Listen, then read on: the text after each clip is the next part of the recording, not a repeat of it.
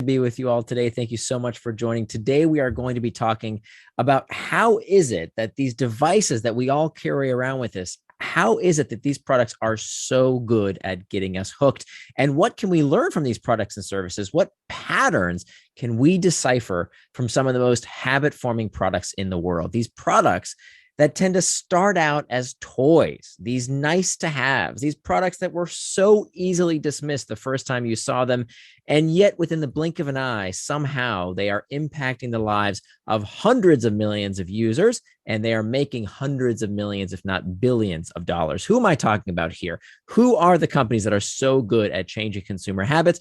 Well, it's the usual suspects. It's Facebook, Twitter, Instagram, WhatsApp, Slack, Snapchat, consumer web, as well as enterprise products, these masters of habit. What we are going to do is to look at how the best in the business get us hooked. Why do we want to do this? So that we can understand how to build habit-forming products. Imagine what would happen if people used your product or service, not because they had to, but because they wanted to, not because you sent them some piece of spammy advertising or expensive marketing, but rather on their own, the very same way that people check social media or play video games. What if they used your SaaS product, your health tech product, your fintech product, your ed tech product? What if they use these products and services the same exact way? What if we could get people hooked for good? Meaning, what if we could build habits with our product or services? So let's start with what is a habit. A habit is nothing more than an impulse to do a behavior with little or no conscious thought. It's about half of what you do every single day, day in and day out, is prompted by a habit, an impulse to do a behavior with little or no conscious thought. And I am a dyed-in-the-wool believer that we can use these habits for good. Enough with just the social media companies and video game companies using these techniques. Companies all over the world in every conceivable industry, enterprise, consumer web, healthcare, financial services, it doesn't matter. Any product that is used with sufficient frequency can form a habit, and we can help people use these habits for good. We can help them live happier, healthier, more connected, more productive lives if we can just get them to consistently use our product, to build a habit with our product or service. So how do we do it? Well, we have to make sure that we design a hook into our product or service. What is a hook? A hook is an experience designed to connect your user's problem to your product with enough frequency to form a habit. Let me say it again. Write this down if you can. A hook is an experience designed to connect your user's problem to your product with enough frequency to form a habit. And frequency is key. Now, I do a lot of angel investing. I've been very fortunate to invest in over 5 unicorns to date. Every single one of them uses my hook model. And one of the reasons I don't invest in a company, or I won't work at a company that's not going to be successful at forming a habit, is that the behavior doesn't occur with sufficient frequency. What I'm about to teach you is really geared towards products that engage people frequently. It's not about consumer web or enterprise. Any product that needs people to engage frequently, and that frequency cutoff is about a week's time or less. What kind of product doesn't qualify? Products that we don't use with that kind of frequency. Take, for example, car insurance. You don't use car insurance unless, God forbid, you get in an accident, right? You don't use it frequently. You buy it, but you don't use it, right? Unlike SaaS products, right? If you're making an enterprise SaaS product, if people don't use the product, they're going to churn. They're not going to keep paying you. Of course, whether it's healthcare or educational products, financial services, all of these products require us to constantly engage with the product or the customer doesn't stick around. So if you are building that kind of product or service, a kind of product that requires frequent habitual engagement, what you have got to do is to make sure that designed into the product experience, you have built in these 4 steps of the hook model, starting with a trigger, an action, a reward, and finally an investment. So for the next few minutes, I'm going to walk you through these 4 parts of the hook model that we see repeated time and time again in the world's most successful habit-forming products so that you can design this into your own product or service. And then we're going to leave plenty of time for Q&A because I want to answer your specific questions to address your specific challenges. So let's dive in. Starting with the trigger. A trigger is something that calls us to action. It tells the user what to do next. And we have 2 kinds of triggers. We have External triggers, these are things in our outside environment where the information is in that trigger outside of us. So it might be a billboard, a call to action. It could be any bit of marketing copy, something that tells us what to do next with some piece of information that prompts us to action. Now, everybody who touches product, you're very familiar with external triggers. This is what we do. This is our bread and butter every day. We design these external triggers. But what most product designers don't give enough thought to, and turns out to be actually more important from a habit forming perspective than these external triggers, are what we call internal triggers. What are internal triggers? Internal triggers are these prompts to action where the information is not outside of us, but rather the information for what to do next comes from within the user's own brain. So what we do in response to being in a certain place, around certain people, taking part in certain routines, certain situations, and most frequently, when we experience certain emotions, dictates what we will do next, dictates what products and services we will reach for with little or no conscious thought. Now, the most frequently occurring internal triggers are these emotions, but not just any emotion. They are specifically negative emotions. What we do when we're feeling bored, lonesome, indecisive, lost, fatigued, uncertain, when we feel these uncomfortable emotional states, that is what prompts us to look for relief from that emotional discomfort with the products and services we use. How do we know this? We know that people suffering from clinical depression check email more. Now, why would that be? No, it's not that the email is causing the depression. It's in reverse, actually. People with clinical depression check email more. Why? Because people suffering from clinical depression experience what psychologists call negative valence states. They feel down more frequently than the rest of the population. And so what do they do to boost their mood, to be taken out of that negative valence state? They check their devices. They look at email. They scroll the web more often than the rest of the population. But if we are really honest with ourselves, we all do this, don't we? You don't have to be clinically depressed to check your phone because of an emotion. Let me give you some examples. Where do people go when they're feeling lonely, when they're seeking connection? What app or website do they check? Well, for many people, it's Facebook. How about when you're feeling unsure about something? Before you scan your brain to see if you know the answer to a question, what do? You Google it. And what about when you're feeling bored between 2 and 4 o'clock in the afternoon, when you have that big project you don't feel like working on right now? Where do you go? Many people, they check YouTube. They look at stock prices, sports scores, the news, Reddit, Pinterest, all kinds of things that we can do to relieve that uncomfortable internal trigger of boredom. So what's the lesson here? How do we use this knowledge to build better products and services to help our users live better lives? You have to know what your customer's internal trigger actually is, not just the functional needs of your product, but the base psychological needs of what your product is doing for the customer service. You have to understand what is the itch that your product is addressing for your customer. If you can't articulate that internal trigger, you're flying blind. You're just hoping to get lucky. And it doesn't matter if you're enterprise, consumer web, it doesn't matter. You always have to understand what is that internal trigger that you are addressing on a psychological basis so you can scratch that itch for your customer. Let me give you a case study here. Let's talk about Instagram.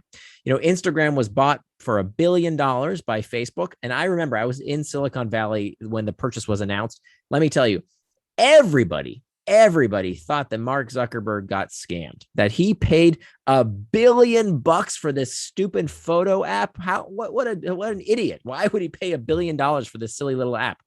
Well, you know how much Instagram would be worth today if it was separated from Facebook?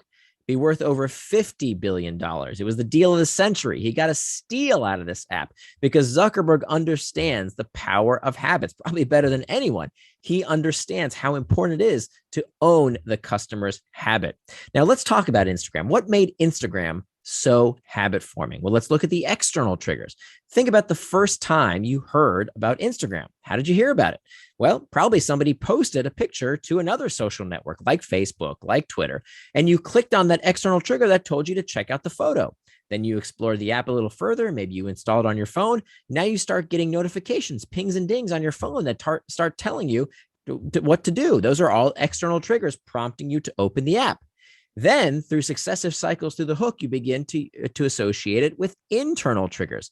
What are Instagram's internal triggers? Instagram, the camera, solves the pain of losing the moment, right? Why do people take pictures of their food or their kids or a sunset? Because they fear losing a moment in time. And so Instagram captures or scratches that itch of the fear of losing that moment in time forever. By the way, what other company, think back to the early days of photography, what other company was all about the moment?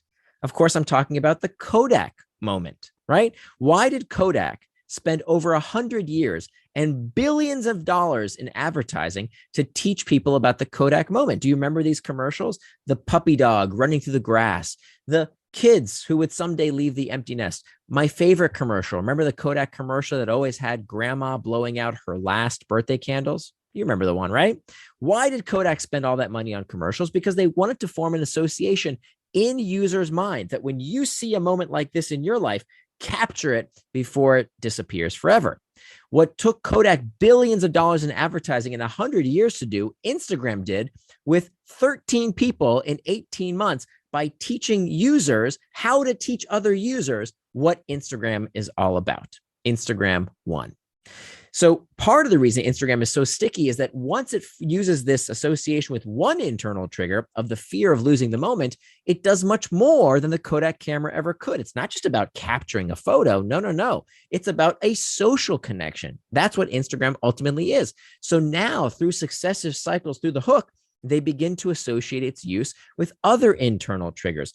Loneliness, FOMO. What's FOMO? The fear of missing out, right? Seeking connection. These are all other internal triggers that begin to be associated with the product's use the more we interact with it. The next step of the hooked model is the action phase. The action phase is defined as the simplest behavior done in anticipation of a reward. The simplest thing the user can do to get relief from that psychological itch. Let me show you a few habit-forming products, and I want you to see just how simple the key action is. Something as simple as a scroll on a feed or Pinterest in this case. Or how about a quick search on Google?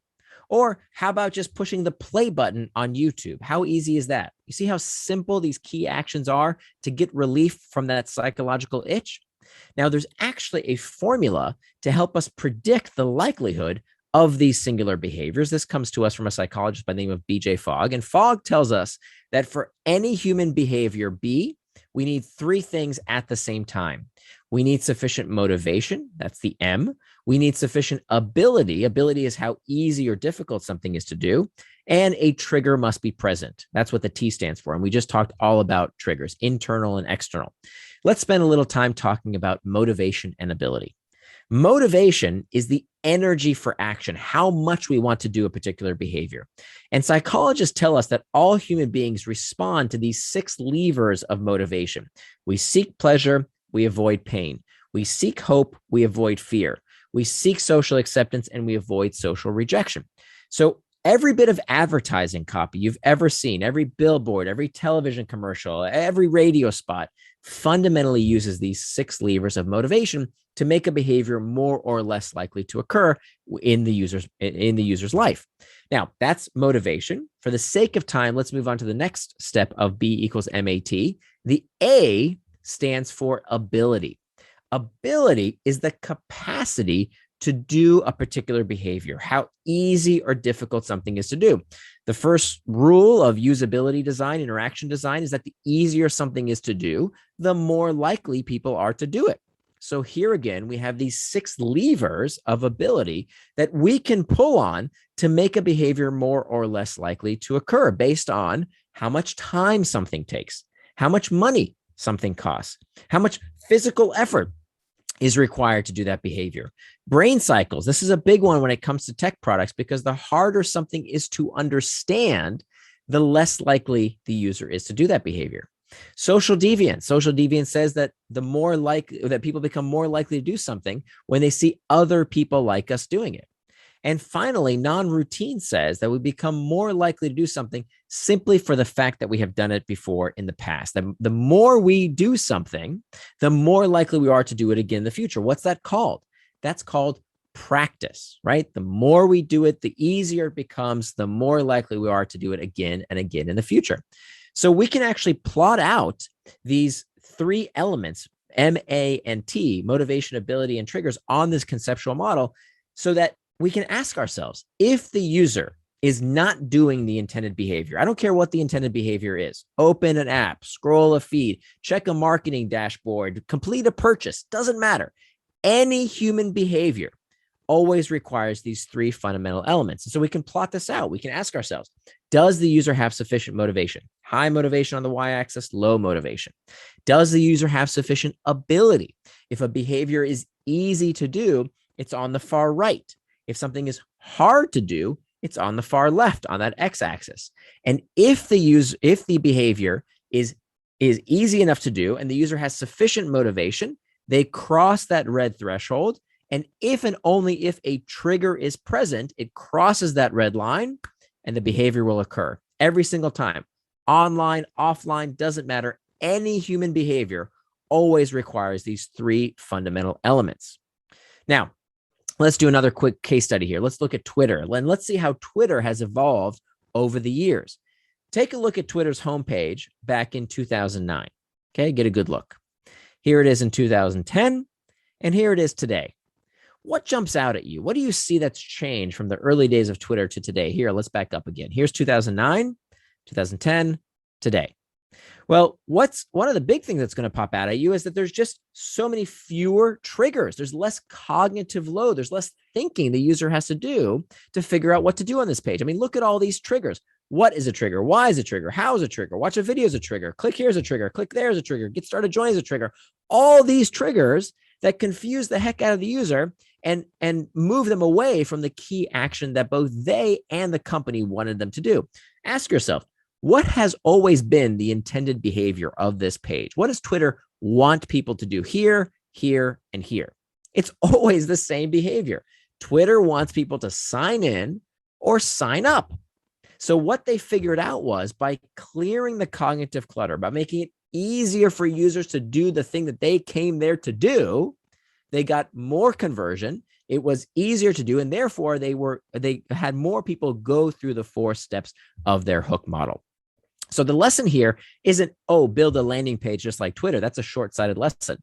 The lesson here is to always ask yourself, what is in your user's way? How can you clear away the cognitive load, the friction? How can you increase their ability as much as possible to increase the likelihood that the user will take the intended behavior, that they will do the steps that you have designed for them to take?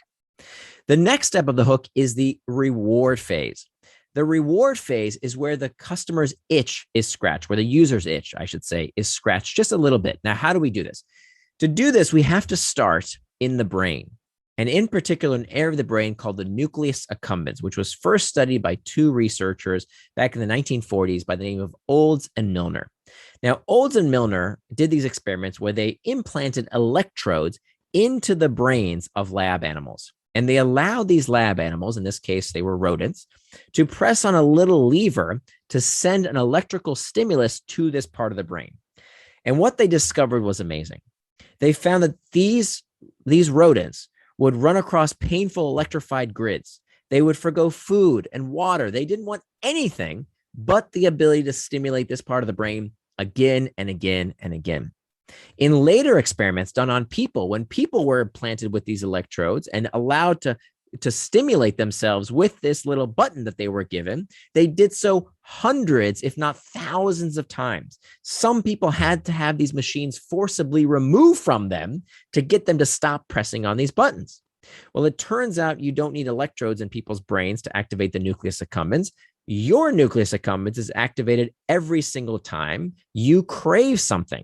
So when you think about luxury goods, when you think about delicious food, some chemicals, certain neuroaffective chemicals, sex, and of course, technology, all of these things stimulate the very same part of the brain, your nucleus accumbens.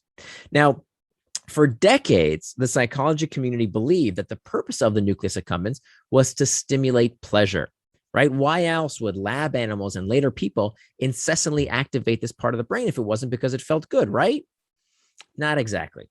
What we now know that Olds and Milner never did is that the nucleus accumbens does not stimulate pleasure per se, but rather it stimulates what we call the stress of desire. Wanting, craving, desiring something is itself psychologically destabilizing. What we now know, as you can see by this fMRI scan, is that the nucleus accumbens that you can see there in yellow and red becomes most active in anticipation of a reward. But when we actually get the thing we want, the thing that's finally going to make us happy, the thing that's going to make us feel good, that's when the nucleus accumbens becomes less active. You see, there is a way to actually create this itch that we seek to scratch. That's what the reward system does. It doesn't necessarily give us pleasure. It creates this itch of desire. And there is a way to supercharge that stress of desire. What if I told you that there was a way to manufacture desire? Does anybody want to know how to do that? Is anybody curious about how to manufacture desire?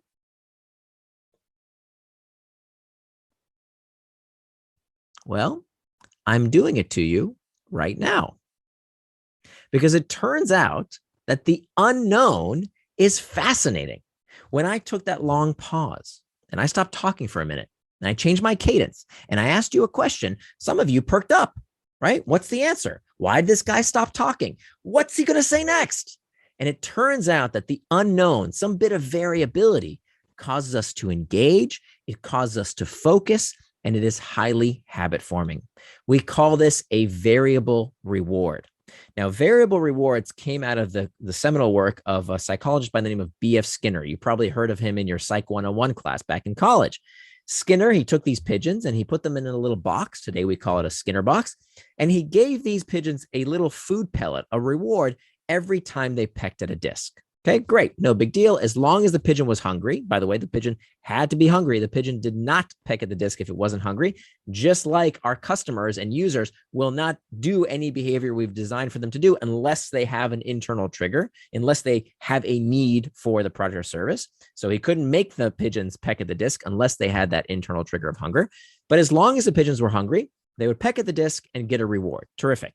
That's called operant condition. No big deal. You probably have done this with your puppy, maybe with your kids, maybe with your spouse. This is how we can train a behavior based on a reward schedule. But then Skinner had a little problem. You see, one day, Skinner walks into the lab and he doesn't have enough food pellets. He realizes that he can't afford to give the pigeon a food pellet every time they peck at the disc. He can only afford to give it to them once in a while. So sometimes when they peck at the disc, they get no reward. The next time they peck at the disc, they do get a treat. And what Skinner reveals is that the rate of response, the number of times the pigeons pecked at the disc, increased when the reward was given on a variable schedule of reinforcement. Why? Why does this happen? Because variability spikes activity in the nucleus accumbens, creating this desirous response, eliciting this wanting reflex. And so in all kinds of products and services, online, offline, we always see these variable rewards. Any product that captures your attention, you will find that it has this element of mystery, some kind of variable reward. And there are three kinds of variable rewards. In all sorts of products and services, you will find at least one of these three types. Let me introduce these to you. We have rewards of the tribe, rewards of the hunt, and rewards of the self. Rewards of the tribe are all about the search for social rewards, things that feel good, that have this element of variability, and come from other people. The search for empathetic joy, feeling good because someone else feels good, partnership, cooperation, competition, all these things feel good, have this element of variability and mystery, and come from other people. Best example online is, of course, social media, right? When you use a social media app, you're never quite sure what you're going to find. Right? What do people post? What do the comments say? How many likes does something get? And it's not only in social media. Think about Slack, an enterprise tool, right? One of the largest, the most popular SaaS products out there. It's all about social rewards. It's all about, what does my tribe think? What's going on? What am I missing out on? All about rewards of the tribe. The next type of of variable reward is what we call rewards of the hunt. Rewards of the hunt stem from our primal search for resources and material possessions. And in modern society, we buy these things with money. So when people think of variable rewards, they often think about slot machines. When we play one of these games of chance, there's this anticipation of what we might win. And interestingly enough, we see the same exact psychology at work online. Have you noticed how everything these days has a feed? Have you seen that? Why does every product out there, especially the ones on our phones, everything seems to have a feed these days? What is it about the feed? Well, think about LinkedIn, for example. When you open up LinkedIn, well, maybe the first story is not that interesting. Maybe the second story is not that interesting, but maybe that third story is interesting. So what do you have to do? What do you have to do to get more rewards? You have to scroll. And that scroll uses the exact same psychology as pulling on a slot machine, all about searching for these variable rewards of the hunt. Finally, rewards of the self. Rewards of the self are all about the search for things that are intrinsically pleasurable. They don't come from other people. It's not rewards of the tribe. They're not about these material rewards. They're things that are inherently pleasurable in and of themselves, intrinsic motivators. The search for mastery, consistency, competency, and control. Best example I can think of online is gameplay, right? So when people play Candy Crush or Angry Birds, they're not really winning anything in terms of material possessions. They're not playing with other people necessarily, but there's something fun about getting to the next level, the next accomplishment, the next achievement. I know what you're all thinking. You're thinking, okay, great, but enough of these games. We're all very serious business people. We don't play these games, right? Well, I bet you play this game every single day. Does this look familiar? Your email inbox. This is perhaps the mother of habit forming technology. Think about it. Rewards of the tribe. Who is the message from? Rewards of the hunt. What's in the message? Is it good news? Is it bad news? Rewards of the self, mastery, completion, competency, getting to that mythical land that we call inbox zero is all about these variable rewards, right? So the purpose of variable rewards, they are not a free pass. Your product still has to fundamentally scratch the user's itch. So if the internal trigger is, let's say, uncertainty, well, then we have to give the user assurance with our variable reward. But if the internal trigger is loneliness, well, then we have to connect people together. It's all about fundamentally scratching that user's itch by understanding what that internal trigger is, but yet leaving them wanting more. This sense of mystery, uncertainty of what they might find the next time they use the product. Whether it's a social network or a marketing dashboard, it doesn't matter. We always have to have that sense of mystery, uncertainty, so that the user keeps coming back to continue to satiate that need. Finally, the last step of the hook is the investment phase. And the investment phase is probably the most overlooked of the 4 steps of the hook model, because most people think, well, build a better mousetrap, give people what they want, we're done. But if you're not asking people to invest in your product, and I'm not talking about just money, you are wasting a huge opportunity. What is the investment phase of the hook?